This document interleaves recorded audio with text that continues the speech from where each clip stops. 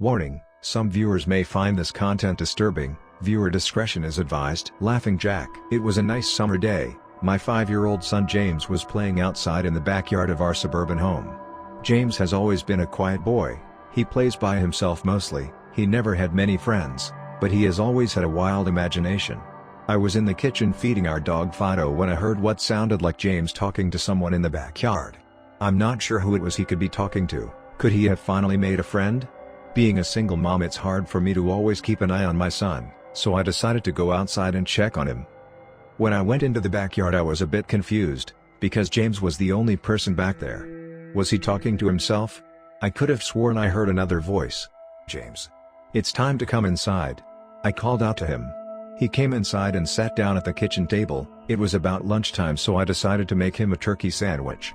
"James, who were you talking to out there?" I asked. James looked up for a moment. "I was playing with my new friend," he said, smiling. I poured him some milk and continued to pry, as any good mother would. "Does your friend have a name? Why didn't you ask him to have lunch with us?" I asked.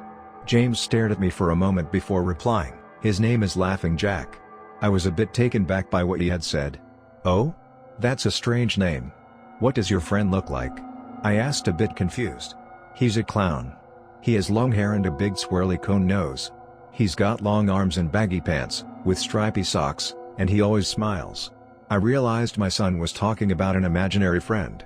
I suppose it is normal for kids his age to have imaginary friends, especially when he has no real kids to play with. It's probably just a phase. The rest of the day went by as per usual, and it was starting to get late, so I put James to bed. I tucked him in, gave him a kiss, and made sure to turn on his nightlight before I closed the door. I was pretty tired myself, so I decided to go to bed not long after. I had an awful nightmare. It was dark. I was in some kind of rundown amusement park. I was scared, running through an endless field of empty tents, broken down rides, and abandoned game huts. The whole place had a horrible look to it. Everything was black and white. The prized stuffed animals all hung from nooses in the game huts, all with sick grins stitched on their faces. It felt like the whole park was looking at me, even though there wasn't another living thing in sight. Then suddenly, I began to hear music play. The sounds of Pop Goes the Weasel being played on a squeeze box echoed through the park. It was hypnotizing. I followed its tune to the circus tent, almost in a trance, unable to stop my legs from moving forward. It was pitch black. The only light came from a single spotlight shining on the center of the big top. As I walked toward the light, the music slowed down. I found myself singing along, unable to stop. All around the mulberry bush, the monkey chased the weasel. The monkey thought was all in fun. The music stopped right before its climax, and suddenly the lights shot on. The intensity of the lights was practically blinding. All I could see was a small dark silhouette shuffle towards me. Then another one appeared, and another, and another. There were dozens of them, all coming toward me.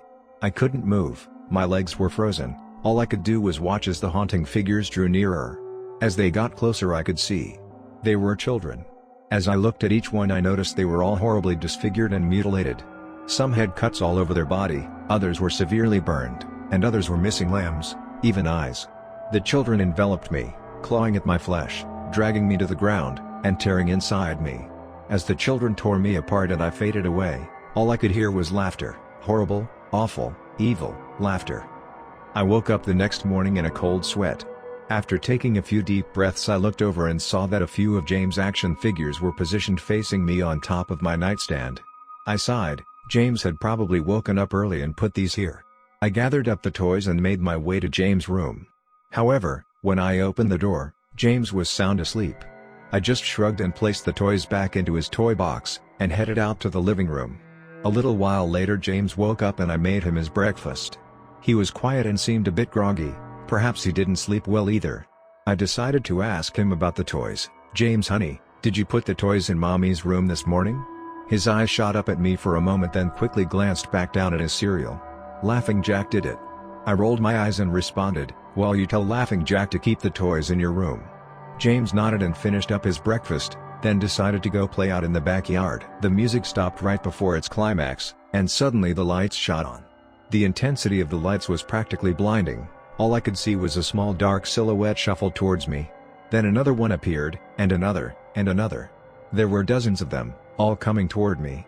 I couldn't move, my legs were frozen. All I could do was watch as the haunting figures drew nearer. As they got closer I could see they were children. As I looked at each one I noticed they were all horribly disfigured and mutilated. Some had cuts all over their body, others were severely burned, and others were missing limbs, even eyes. The children enveloped me, clawing at my flesh, dragging me to the ground, and tearing inside me. As the children tore me apart and I faded away, all I could hear was laughter, horrible, awful, evil, laughter. I woke up the next morning in a cold sweat. After taking a few deep breaths I looked over and saw that a few of James' action figures were positioned facing me on top of my nightstand. I sighed. James had probably woken up early and put these here. I gathered up the toys and made my way to James' room. However, when I opened the door, James was sound asleep. I just shrugged and placed the toys back into his toy box, and headed out to the living room. A little while later James woke up and I made him his breakfast. He was quiet and seemed a bit groggy, perhaps he didn't sleep well either. I decided to ask him about the toys. "James honey, did you put the toys in Mommy's room this morning?" His eyes shot up at me for a moment then quickly glanced back down at his cereal. "Laughing Jack did it." I rolled my eyes and responded, "Well, you tell Laughing Jack to keep the toys in your room." James nodded and finished up his breakfast, then decided to go play out in the backyard. I went to relax in the living room and I must have dozed off because I woke up a couple of hours later. Shit. I need to check on James. I was a bit worried. It had been over 2 hours and I haven't checked on him. I stepped out into the backyard, but James wasn't there anymore. I was getting nervous so I called out to him, "James. James, where are you?" Just then I heard a giggle come from the front yard. I rushed through the gate around to the front of the house. James was sitting on the sidewalk. I breathed a sigh of relief and walked over to him. "James, how many times have I told you to stay in the back? Yeah. James, what are you eating?" James looked up at me then reached into his pocket and pulled out a handful of hard candies in all colors. This made me very nervous. "James, who gave you that candy?" James just stared at me not speaking. "James. Please, tell Mommy where you got that candy." James hung his head down and said, "Laughing Jack gave it to me." My heart sunk. I kneeled down to look him in the eye. James the first had had enough of this damn Laughing Jack thing. He is not real. Now this is a very serious situation and I need to know who gave you the candy. I could see my son's eyes tear up. "But Mama, Laughing Jack did give me the candy." I closed my eyes and took a deep breath. James has never lied to me but what he's telling me is impossible. I make him spit out the candy and I throw the rest away. James appears to be fine. Maybe I'm just overreacting after all he could have gotten it from Tom and Linda from next door or Mr. Walker down the street.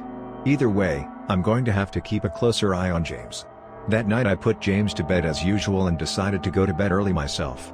Suddenly I was woken up by a loud bang coming from the kitchen. I sprung out of bed and hurried down the stairs. When I got to the kitchen I was horrified.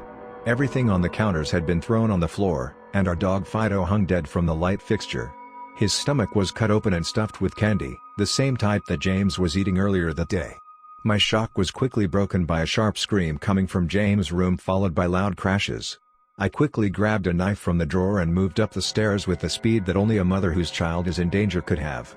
I burst through the door and flicked on the lights. Everything in the room was knocked over and tossed on the floor, my poor son in his bed crying and shaking with fear, a pool of urine staining the sheets. I scooped my child up and ran out of the house and went next door to Tom and Linda's house. Luckily they were still awake. They let me use their phone and I called the police.